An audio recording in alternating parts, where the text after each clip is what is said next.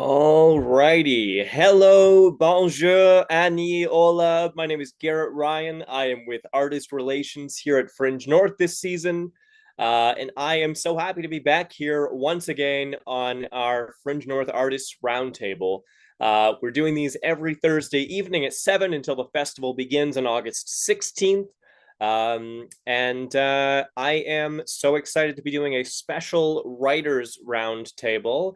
And we're joined by some amazing and very different writers. So I'm super excited to talk a little bit about how our different crafts intersect and differ. I'm here with Avery, Zachariah, and Jess. Um, why don't you take a moment to say hello, everyone? We'll go in the order I just said. So Avery, if you want to say hi. Hi, I'm Avery. Happy to be here again. And I'm a writer who's bringing my solo play itinerary to this year's festival. Amazing.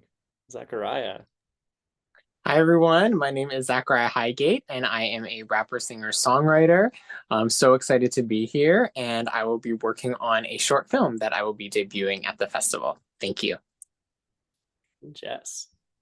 Yeah, I'm Jess. I publish poetry under JL Fizzell, and this year I'm bringing poetry to life with music and photography and kind of hibernating it into like a multi-sensory experience, highlighting Northern Ontario. Amazing. Yeah, I'm so excited how this worked out. It seems like the three of you write in very different areas. So I'm really looking forward to having this chat today.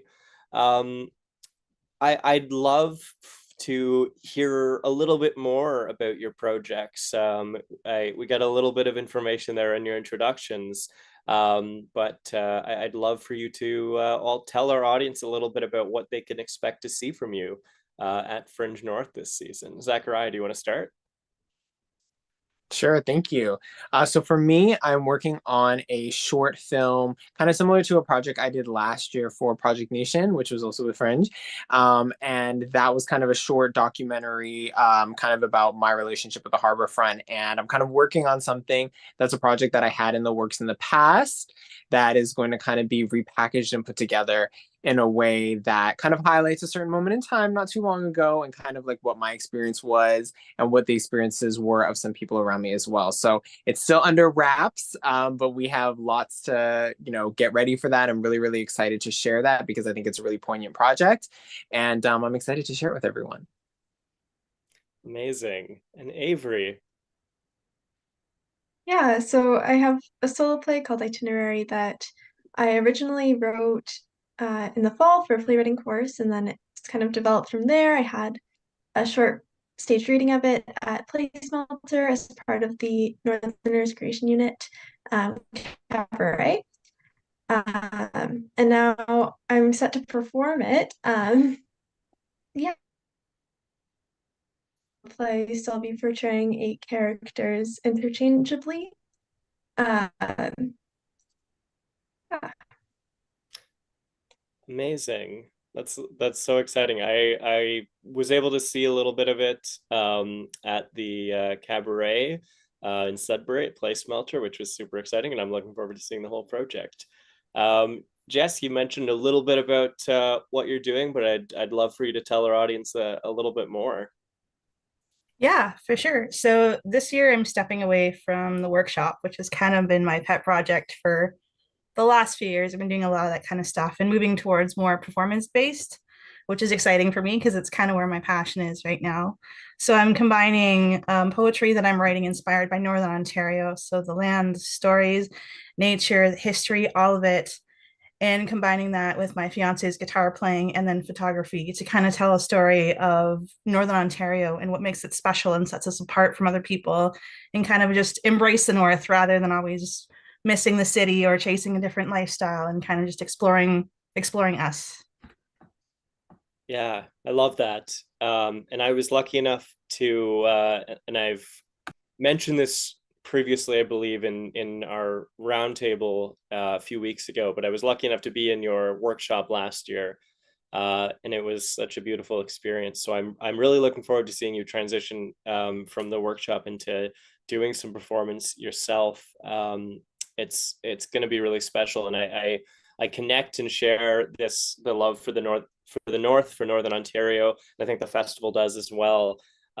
So I would you say as a writer, Jess, that the North is sort of your a, a lot of times we've used in my playwriting circles the idea of your artistic obsession, like the thing that really pulls you forward as a writer. Would you say that is Northern Ontario and everything that comes with it for you?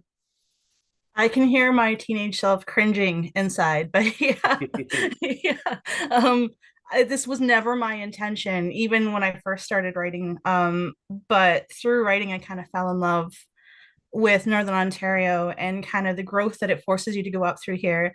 And you're right, it has kind of become sort of an unintentional muse throughout this whole project. And I can find it creeping its way into everything I do, which is great. It helps you love life and love what you do and love what you live or love where you live. Mm-hmm.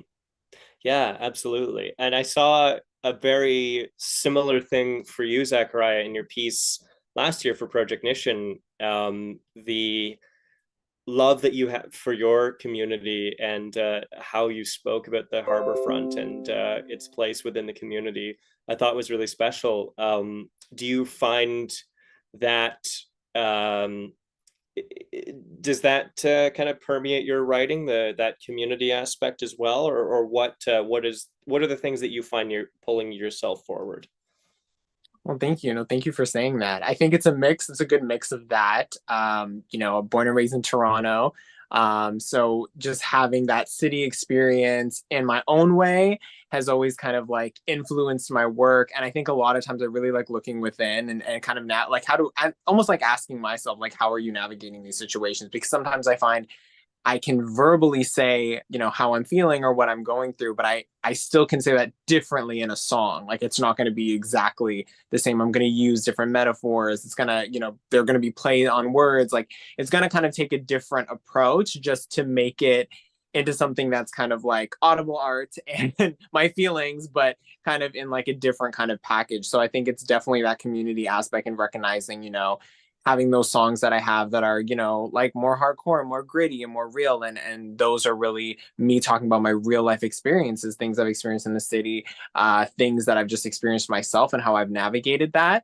And then there's also those kind of records that are maybe a little bit more musy, a little bit more moody, where I kind of look inside and I kind of consider, how I'm just dealing and how I'm navigating. And that's kind of an introspective kind of interpersonal experience. So definitely a mix of both. Mm-hmm. Yeah, I think that's really interesting, and I see that from my experience with your work so far, and I'm excited to see more of it.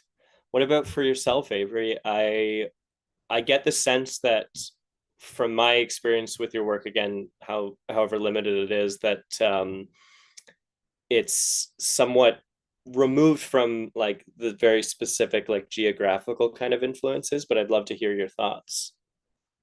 Yeah, I think that is true. I also think that in terms of like my writing and like my work as a whole, like I find that I've had more success or at least have been more invested in the work that is like more grounded in like the North, you'd say, like and like the lived environment that I've had, if that makes sense. Um, yeah, and I think as I think I've talked about before, like the kind of the underlying conflict within, I think most of my work is like what we cannot like fully articulate or like are not like able to confront, which I think is what's interesting to me and also I think is very true to like Mhm. how we live, like wherever that is.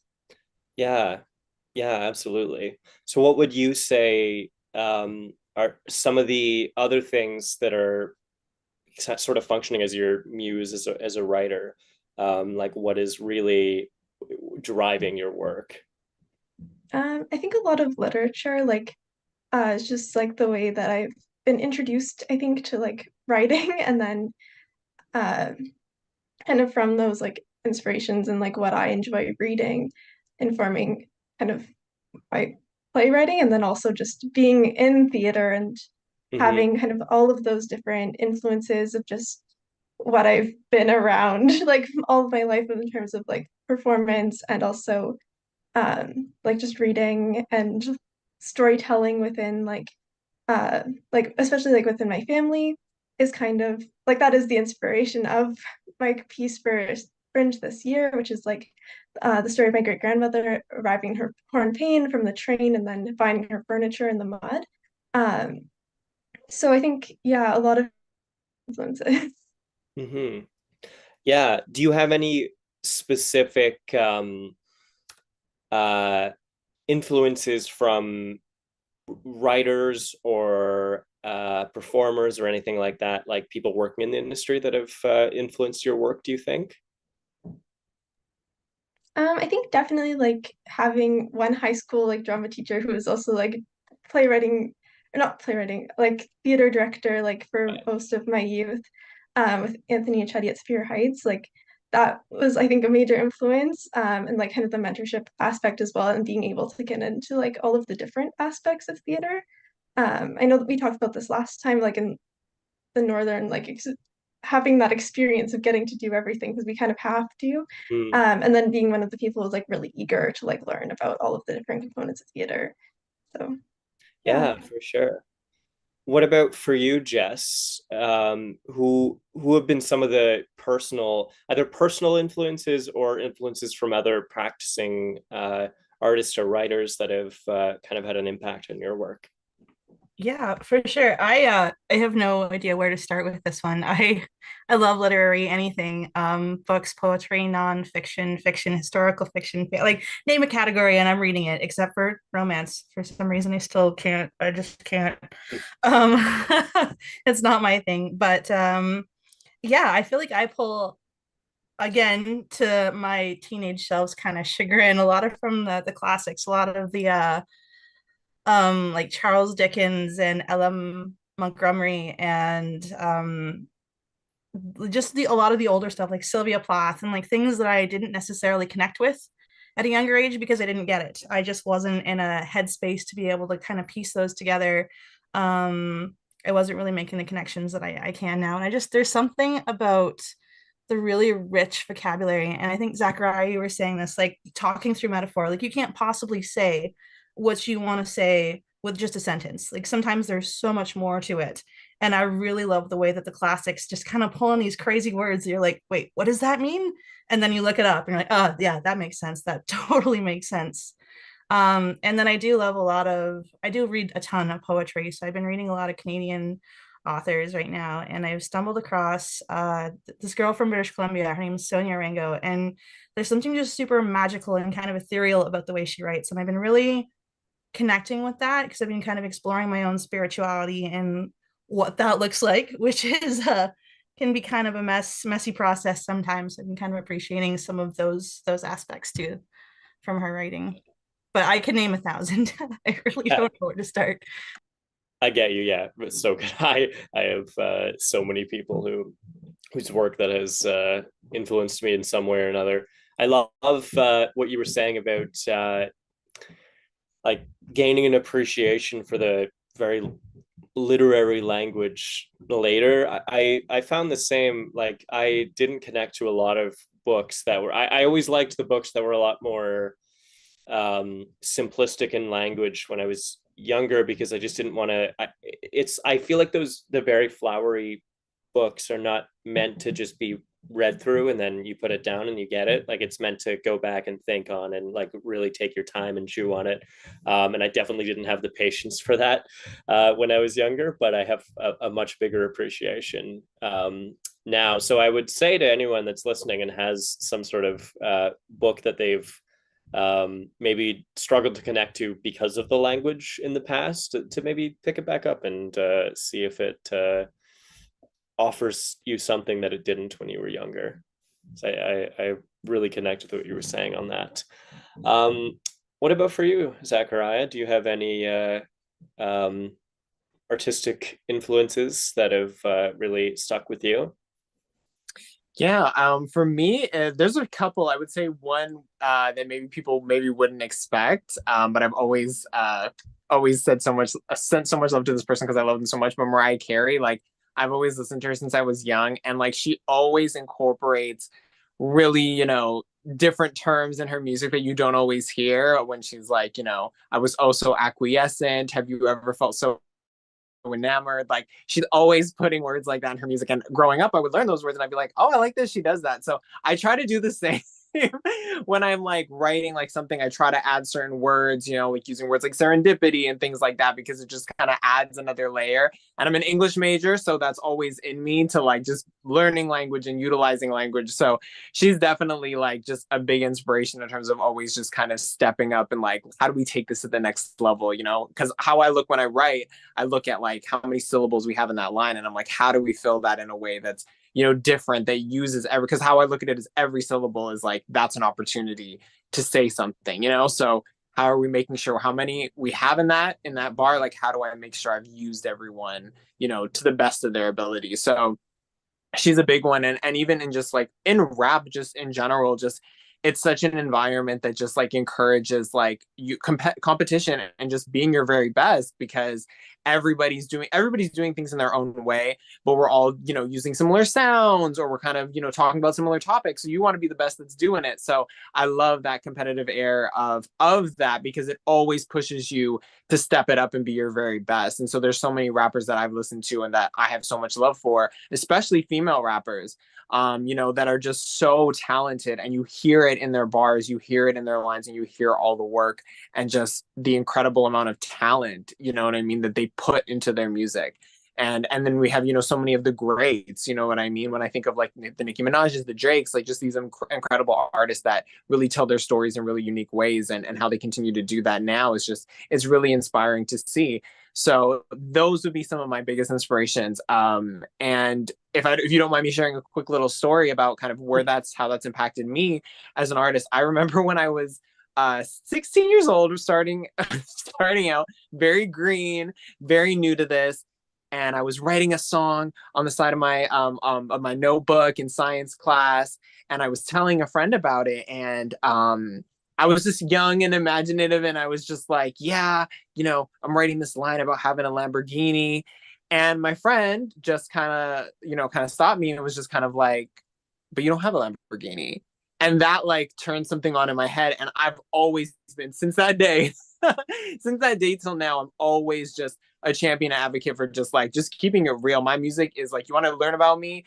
Go listen to my music. It's a good representative of who I am and what I go through. And I always kind of self-correct as I work. Even if a line works really well, I'm like, but is that me? Does that reflect my experience? Like, is that true to me?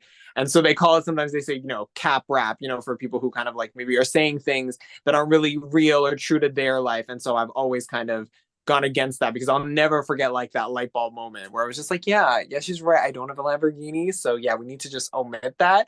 And so that's always been, there's also that self correction and that internal critic that I call on to ensure that that quality control to make sure we're doing what we're supposed to. Yeah, yeah, for sure. I love that. I remember when I went through my playwriting program in university, we had similar conversations when people would come in wanting to write very grandiose stories that are really unrelated to anything they've ever experienced, and there's like you can sense there's an inauthenticity to them in our professor who is just incredible, Judith Rudikoff.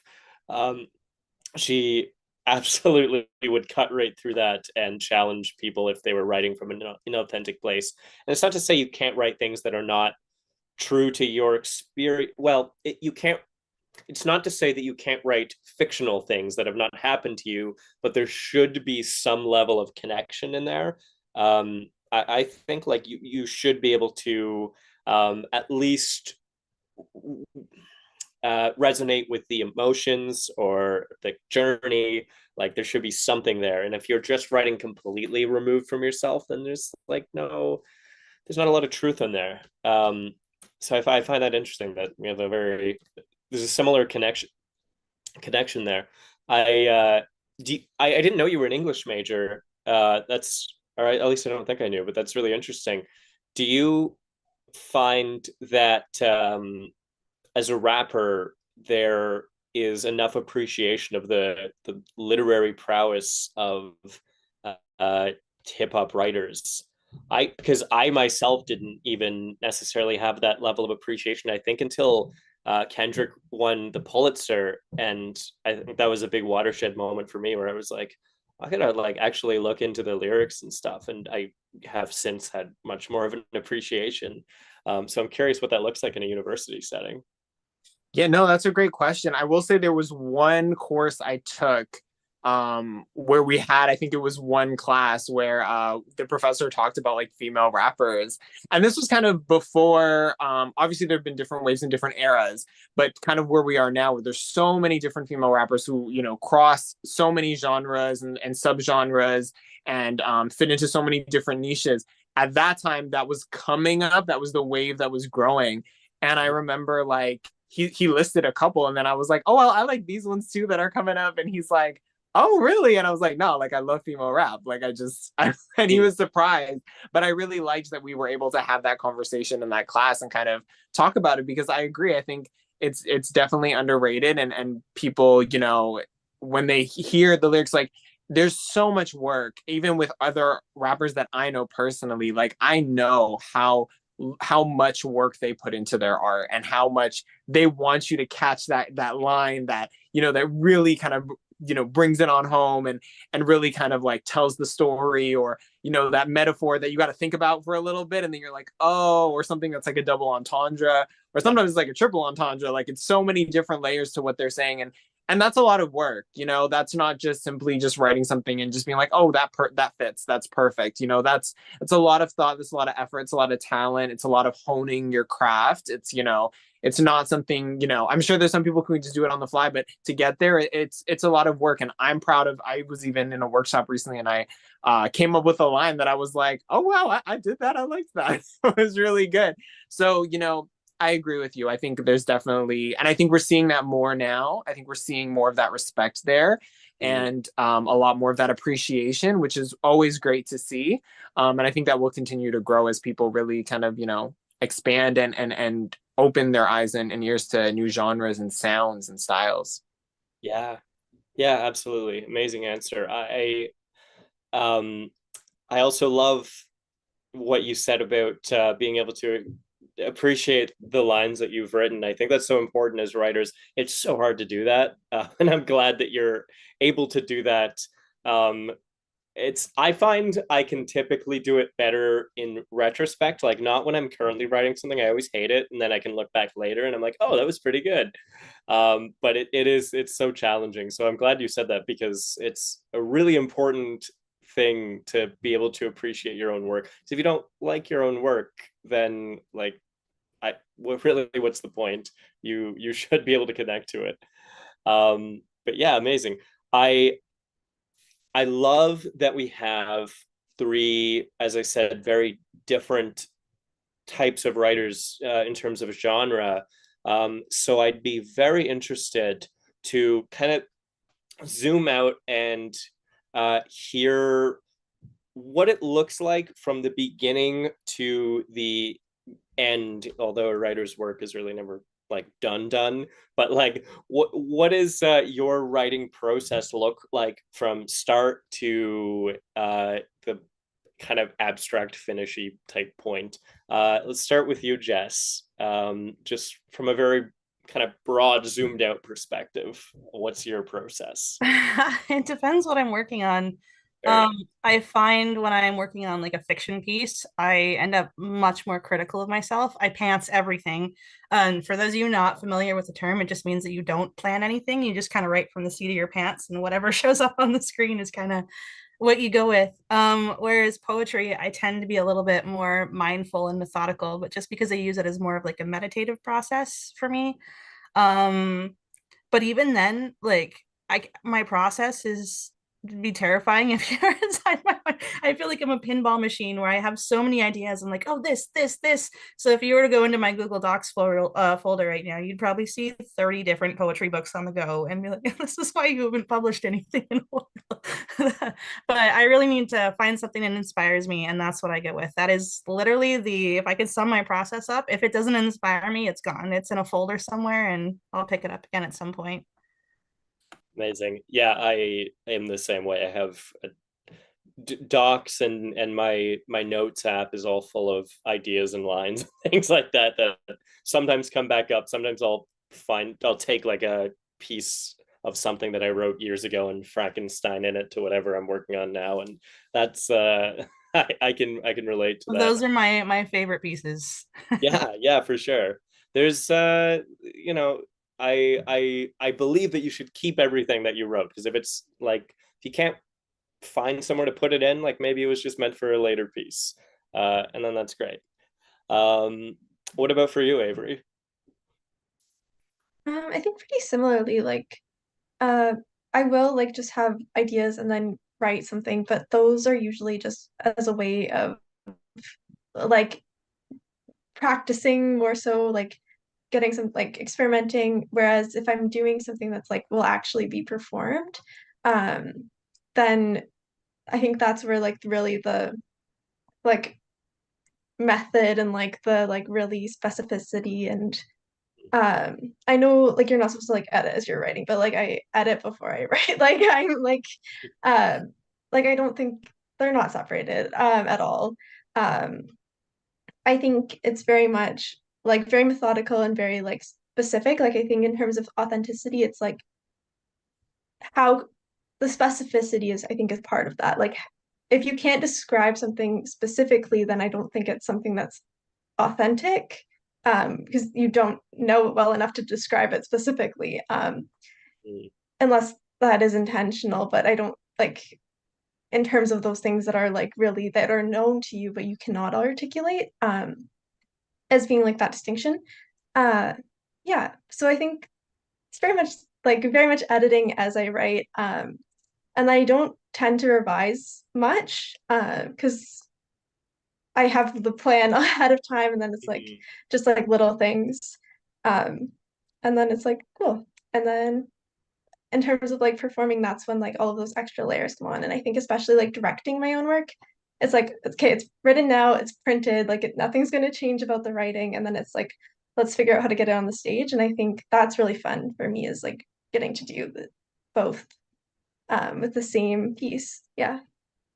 Yeah, for sure. It sounds like you are just the type of writer who is able to be your own editor. And I think it's some people are completely just like, they want to write a whole ton and have someone else look at it and help them cut it down. And then some people work more like you, where they can edit on the go. And I think both are totally valid.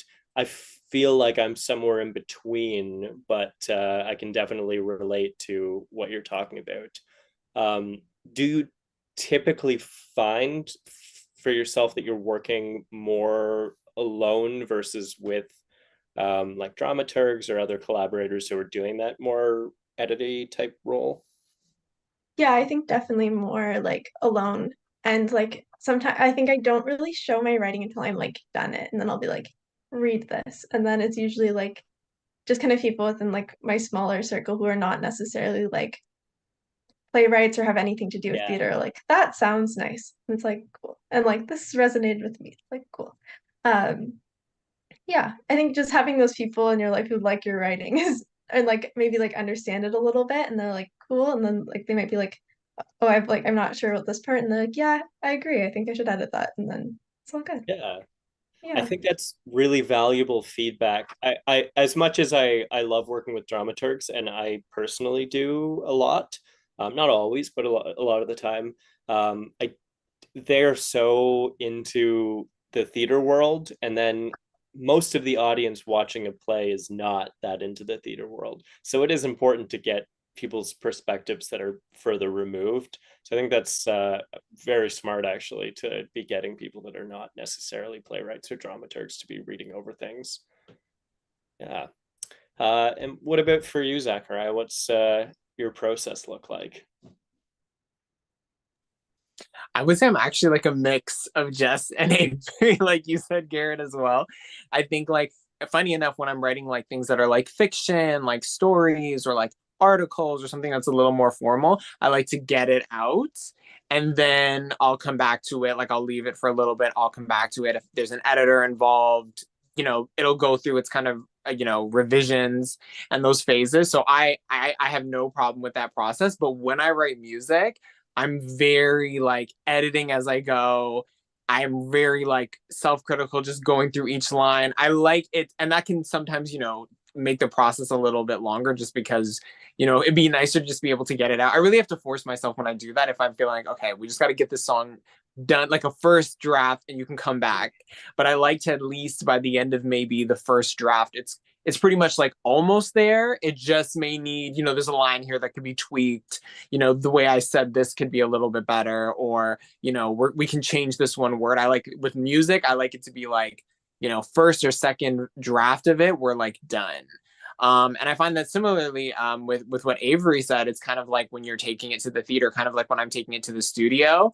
I like it to be like completely done. And I don't think I've even shared this before, but that's really like my process. Like when I'm in the studio, I really consider it kind of like almost like an office space, like where you're in for a finite amount of time that you're paying for. Yeah. So I'm not the kind of person that, can come in with half the verse and be like, hey, let's just take a 30-minute break and I'll write the rest here while we're here. Like that kind of gives me anxiety, that kind of stresses me out. So I like to come in with like, even if we're like at least 99% done, if there's like one line I'm still iffy about, like, you know what, okay, maybe once I record some of this, it'll kind of come together naturally, but it has to be, pretty much done, unless the goal is just to, hey, I just want to, test this hook on this song, see how this sounds, finish this other song, and we're just doing a second verse for it. But if I'm coming in with the intention to work on one song, or let's say two songs, and I'm trying to get them done from start to finish, I have to come in with them ready to go.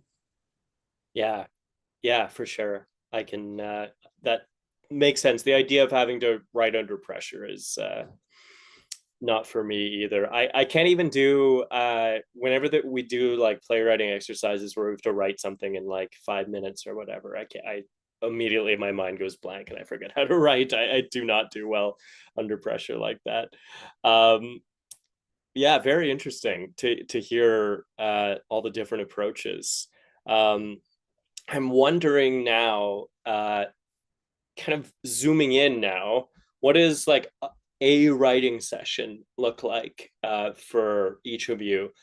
Like I know, and again, I'm very in the like I know playwrights, I know playwritings, but so I'm curious how it works with different genres. But I know different playwrights write very differently. Like a session, like some like to write on paper, some like to write on computers, some like to have music going or other things going.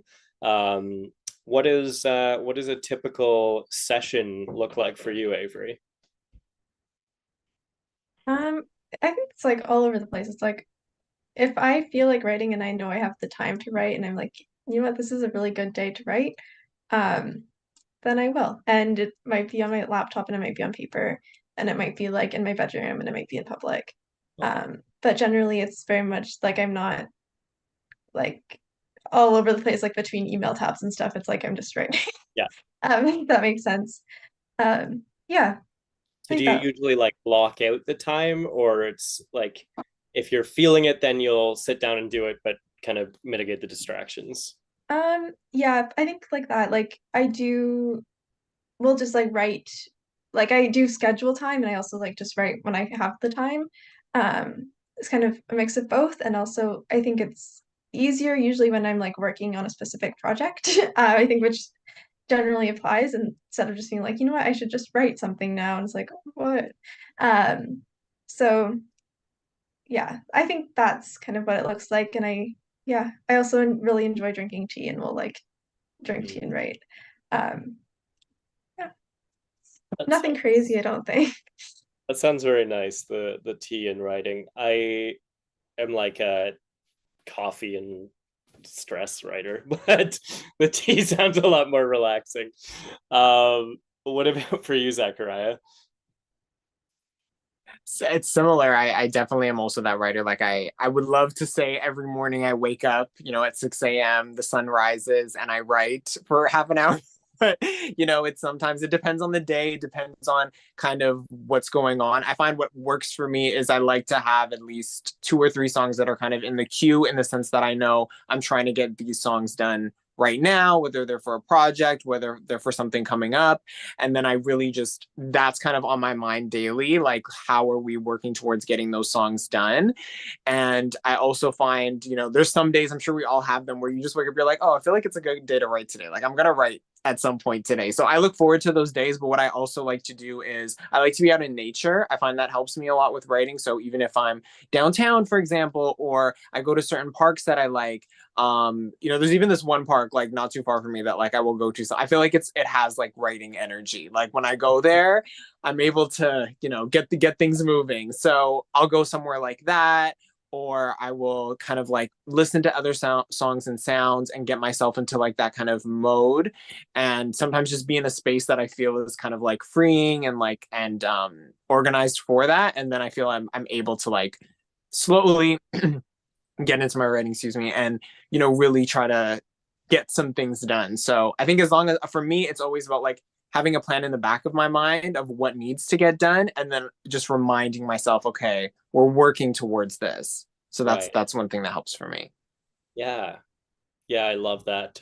I am very much a person that needs that encouragement. If it's like a project that I'm not just doing for fun, if it's something I actually need to finish, I'm definitely a person who's like check marking scenes that I need to get done and like watching them deplete, because it can be overwhelming at times, and you kind of need that reminder that you're working to something.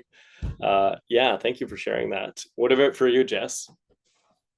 So ideally, um, I would live in a tiny cabin in the woods, far, far away from people, and I would write all day. I don't. So I take what I can get. I've got a 3-year-old at home, which has vastly changed my writing process. Before it was like anywhere. I've got the notepad on my phone. I've got a notebook. I've got a napkin and a pen. Like I'd write. Like that's kind of how I worked. But now that I have a child, I kind of have to be a little bit more intentional about the spaces I block out for myself, which isn't great for a poet, because to sit there and be like, okay, Jess, be inspired by, I don't know, what the dishes in the sink right now. Like I just don't know how to always use that time effectively. So I find like I use those blocks for like editing, or maybe some more content creation, like more journalistic type writing, where I'm picking a subject that I'm passionate about and kind of writing about that rather than poetry pieces. That for me is, like I said, go out into the middle of nowhere, grab a notebook and just write, and just kind of pour my soul onto paper until there's nothing left. Mm-hmm. Amazing. Yeah, I also have a treed backyard, which is great. It helps sometimes when the neighbors aren't too loud. We've got a lot of kids in the neighborhood, so there's always a lot of excitement going on. So I appreciate that too. Yeah. Oh, that sounds lovely. That's great. Um, and I'm noticing the time. I know we need to start wrapping up, but I want to end uh, this roundtable by going around. And there's already been a lot of amazing advice that has been interspersed throughout this whole conversation. But I'd love to see if everyone has any small piece of advice to offer to a young writer, of any sort, just starting out. If anyone has anything right off the top of their head, I don't want to put anyone on the spot for this one. So if anyone is excited to share something, then feel free to jump in with it. I can go first. I can say I'm sure this transcends just music, but this is advice I've given to other young writers or other young artists, is like, you'll find your sound as long as you keep writing and you keep trying and you hone in. Like I think sometimes it can be very daunting coming into any art when you've known the greats, or you've studied it already, or you have an idea of what other people have done, and it's just like, well, how do I fit into this kind of arena? But I think when you take the time to just go with the flow, just see how your writing progresses, see what sounds work for you, see what styles work for you. And I find eventually you'll really just come into your own. And I think that's really one thing that I've really enjoyed about my music, and one thing that I'm proud of is that I find that when people hear my music, they're like, oh, okay, this sounds like you, like this is you. And I'm like, yes. But and if at the first day when I was an artist or when I was in high school, you know what I mean, writing about Lamborghinis, like, no, that wasn't where I would be now. But it was that learning that really has brought me to where I am. So for any artist who's, starting that journey, just go with it, go with the flow, and you will find your sound. Amazing. I think this is pretty similar to Zachariah's, and also maybe like very specific, but like your writing voice doesn't have to be like your talking voice. Like I think I get very often like, oh wow, you can like say your things so clearly in writing, and like I really get you in your writing, whereas like people are like, oh, like don't know, like you're really tough to read, and like and it's like a person interacting with the world. So I think like your writing voice doesn't have to be like your talking voice. It can be like, and it's still your voice, if that makes sense. I know like I had a creative writing professor in first year who was like, I just don't get your voice in my writing, which is like in my like hyper specific style that I like have at this point. And I was like, well, it is, but like obviously I don't articulate myself in the same way. Like I'm not speaking in poetry as a person, like engaging with other people. So like your writing voice is your can be your voice, and I think it is something that like right like Zachariah is saying, like to hone and to be authentic. And that will fit into kind of like this landscape of other writers. It's like whatever inspiration that like you have and like will be its own. I think is maybe nice to think about. Yeah. No, that's beautiful. Thank you. I love what you guys said just about that authenticity piece. I feel like it's so easy to get lost, especially since like we're all creators in our own right, and with that comes content creation, which sucks the living joy out of the whole art process. And I think just remembering your why, not getting so wrapped up in the views or who knows your name or how much money you make, which is kids' favorite questions every time I do a thing at a high school. How much money do you make? Not as much as you would like to think. That's writers are horribly underpaid. But that being said, though, one of the most profound questions somebody asked me was, "Would you still write, even if nobody knew who you are? Would you still write if you weren't famous?" I'm like, yeah, of course, it's who I am. So find your why, find your raison d'etre, and the rest will fall into place. And stop taking people's advice because you are your own your own best person for figuring out what you need instead of just blindly following whoever said what to you. Really think that through and like your why. Always process things through your why. Yeah, I love that.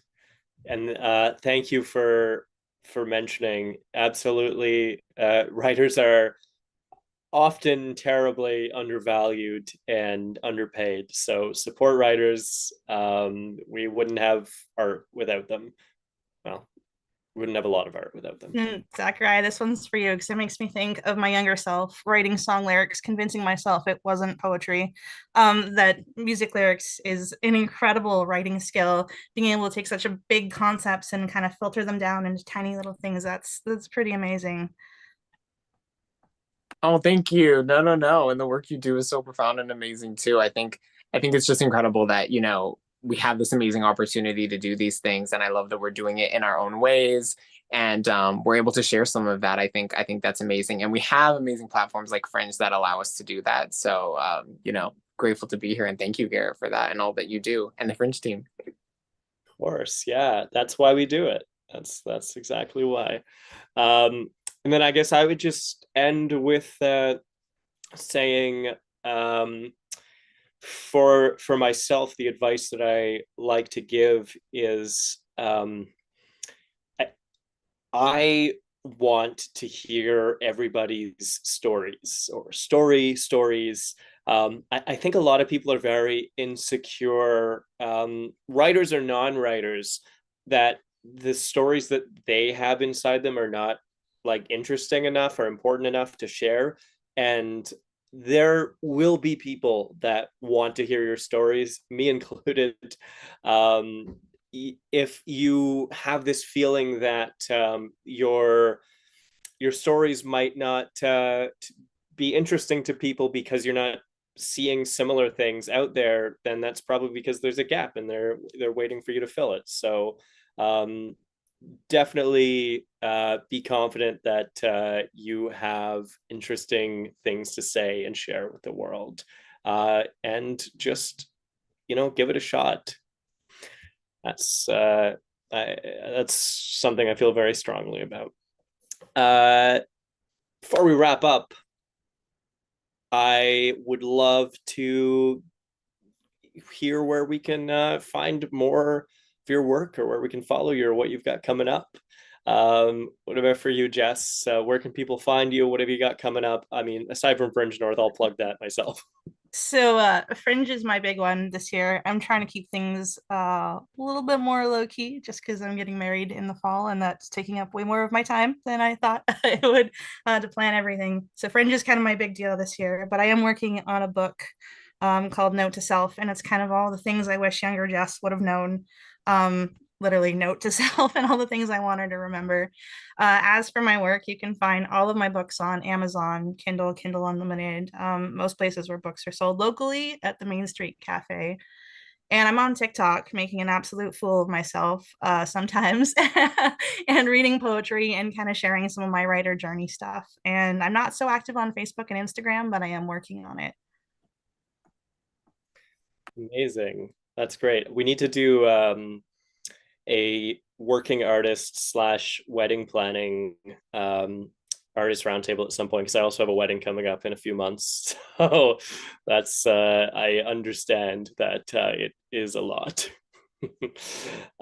Zachariah, where can people find you? What do you got coming up? I love that it's like wedding season coming up. That's so Yeah. exciting. For me, I'm working on more music that's hopefully going to be coming out super soon. I'm performing a lot this summer, so if you have me on Instagram at Zachariah Highgate, you'll see a lot of my upcoming performances and where I will be. Really blessed to have performed in some really cool spaces as of late. So hoping to continue that throughout the summer, put out some more music. I'm Zachariah Highgate on YouTube, and Twitter. I'm the Zachariah EXP. I also do gaming on Twitch at the Zachariah EXP, and those also go to a YouTube account as well. And yeah, lots to come. I'm also on TikTok. Jess, I'm not as active on there, but I would love to see what you're doing. So I have to get your TikTok at some point to add you. But yeah, lots coming. Lots I'm super duper excited about that I can't wait to share. Amazing. And for you, Avery? Yeah, well, I'll be at Fringe and both as an artist and working, which is going to be so fun. Um, yeah, and you can find me on social media, and I don't have very much coming up, which is actually really awesome for me. So, uh, yeah. Awesome. Great. Well, thank you to the three of you for coming on. This is such a lovely chance to talk, and I love always talking about writing. It's something that is such a special opportunity to be able to be here and have these conversations. And thank you, everyone, for tuning in once again tonight. Merci, miigwech, gracias. And just a reminder that Fringe North 2023, where you can see all of these amazing, talented artists, will be from August 16th to the 20th this year. And you can check out our website and all our social media channels in the description below for more information about the festival. And if you want to support the work that our team is doing here, please consider tipping the Fringe, which you can also find in the description below. We will be back next week with another live stream Thursday evening at 7, and we will see you there. Thank you so much, everyone. Take care.